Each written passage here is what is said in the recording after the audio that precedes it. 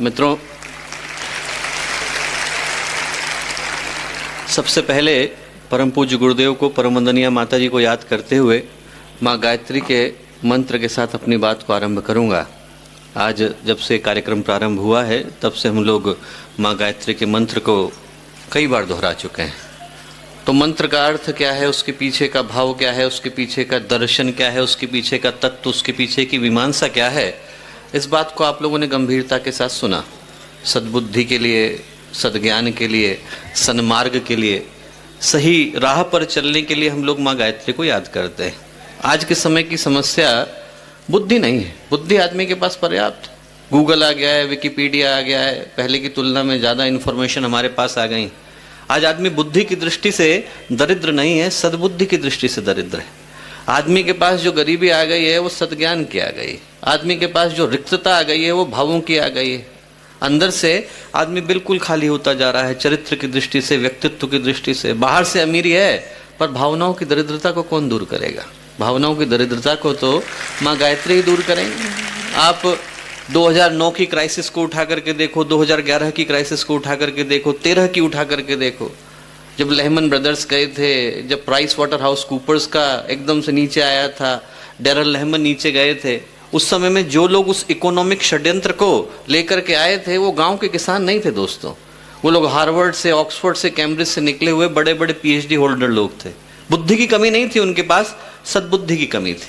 उनके पास ज्ञान की दृष्टि से कमी नहीं थी, सद्ज्ञान की कमी थी। और उस सद्ज्ञान की प्रार्थना के लिए माँ गायत्री का मंत्र है। क्यों? इसलिए दोस्तों क्योंकि आज की तारीख में व्यक्ति के लिए नीचे गिरने के लिए, जमीन में यदि आदमी को नीचे जाना हो, अपने व्यक्तित्व की दृष्टि से नीचे जाना हो, तो उसको किसी प्रयत्न की, परिश्रम की, पुरुषार्थ की आवश्यकता नहीं होती। ये इस सृष्टि का एक शाश्वत सिद्धांत है कि यदि हमें अपने जीवन में पतन के मार्ग को चुनना है तो वो स्वाभाविक रूप से आ जाता है। प्रयत्न ऊपर उठने के लिए किया जाता है। आप लोग पहाड़ी के ऊपर एक बाल्टी रख दो पानी की और उसको एक लात मारो, वो पानी अपने आप बहता चला जाएगा। उसको नीचे गिराने के लिए ऐसा नहीं है कि आपको पानी की बाल्टी ले लेकर के चलना पड़ेगा।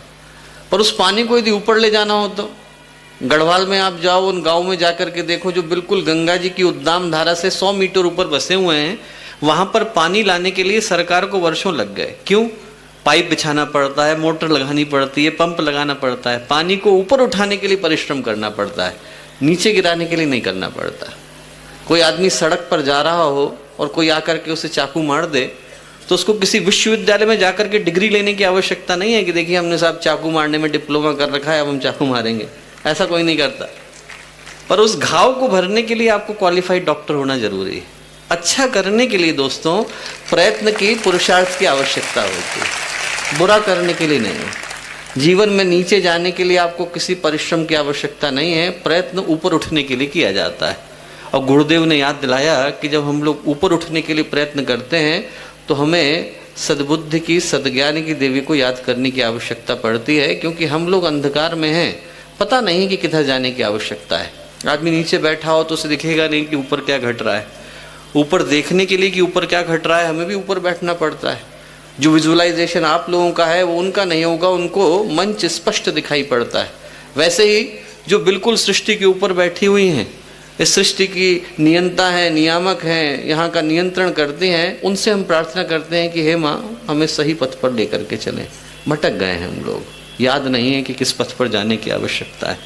तो हम लोग माँ गायत्री से प्रार्थना करते हैं कि हमारे जीवन में पवित्रता आए, जाने अनजाने व्यक्तित्व के अंदर, हमारे चिंतन के अंदर, हमारे जीवन जीने के तरीके के अंदर कोई दोष खोट आ गए हों तो हे प्रभु उसका निवारण करें। इस भावना के साथ गायत्री मंत्र किया जाता है। एक छोटी सी प्यारी सी कथा है, सुनाऊंगा, उसके बाद गायत्री मंत्र के साथ बात को शुरू करूंगा।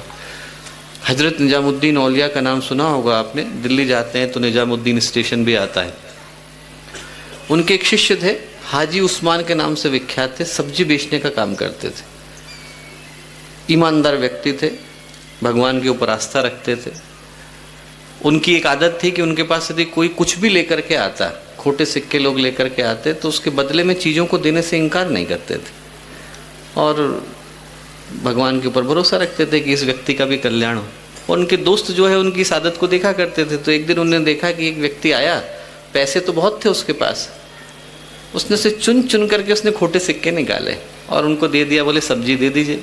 हाजी उस्मान ने भी मना नहीं किया, उनने सिक्के लिए, रख लिए, देखा कि खोटे हैं, रख लिए और सब्जी दे दी। और व्यक्ति बोला कि देखिए साहब, आपको आंखों के सामने वो व्यक्ति मूर्ख बना के जा रहा है, आपने खोटे सिक्के देखे और तब भी रख लिए। बोले आपने मना क्यों नहीं किया? हाजी उस्मान बोले कि तुम परवरदिगार को देखते हो, मुझ जैसे खोटे बंदे को अब तक चला रहा है, मैं खोटे सिक्के रोकने वाला कौन होता हूँ? कहीं जाने अनजाने दोस्तों हमारे व्यक्तित्व के अंदर कोई खोट आ जाती हो, हमारे व्यक्तित्व के अंदर कहीं कोई दोष आ जाता हो, तो हम भगवान के आगे मंत्र के माध्यम से एकदम खड़े हो जाते हैं, स्थिर होकर के खड़े हो जाते हैं कि हे प्रभु, मंत्र तो माध्यम है, आप हमारे जीवन में पवित्रता दीजिए, प्रखरता दीजिए, व्यक्तित्व की शुद्धि दीजिए। इस भावना के साथ हम लोग गायत्री मंत्र को करते